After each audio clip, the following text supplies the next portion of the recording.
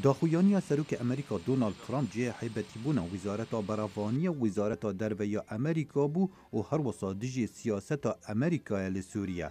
دگوتاره که دالی ولایت اوهایو سروک ترامپ گوت لدمکی نزیک هزن امریکا دج سوریه وکشن. Let the other people take care of it now. بلا خما خلکک دیبا گلک نزیک او بآوای که لزگین ام دج سوریه وکشین سه صده او عرض دست داعش دا درخین ام دمک نزیک دج سوریه درکوین. داخویانی سروک ترامپ پیبدار وزارت دربه امریکا حیبتی کرد و چه برسه و کارون نبون. من بخواه تبینی سروکی ندیدی او اس نزانم نجار چی بو داوه بیجد یا از دشیم بیجم به گشتی افری و بریه بهیویه ولاتن دی هاریکاریه بکن. وکیشانا پتر جه 2000 سرباز امریکی جه سوریه اگر ترامپ تبینی خوب جه بکد لدمک دید گفن داعش بردوامن و روژانه شرچد بن.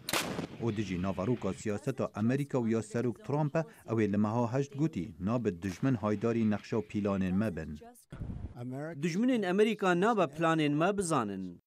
سرکرداتیا ناوندا لشکری امریکا سند کم جبری روژه که جراغهاندنا سروک ترامپی گوت ارک سرکی امریکا لسوریه جنافبرنا داعشه و امده بردوان بین.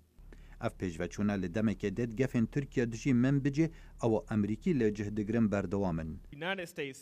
جنرال امریکی جوزف ووتل گوت ام لنیگرانیان ترکیه لسر پاراستنا سنوری تید گهین لب محوالبند لسر ارده هنه او کردن او این قربانیه که زور دشار دجی داعشه داین و دوی ام دنافبره هر دو آلیان کار بکین بو پیدا کرنا چاره سریه که اول دما امریکا هبونا خول من بجه خورتر دکت. پشتی دجمنکاری ترکیه بسر عفرین ده و داخویانی سیاسی و کمکرنا هیزا جعالی ترکیه و هف پیمانیا ناو نتوی هجمارا هیزین خوال من بجه زیده ترکرنه. داخویانی ترامپ حلبت اگر هاتا بجه کرن دی روشا سوریه خرابتر بکت و گفن داعش زیده تر بکت و درگهی بو هفرکیه نی دناو برا چندین آلی ولاتان وکت. خالد فتاح دنگ امریکا.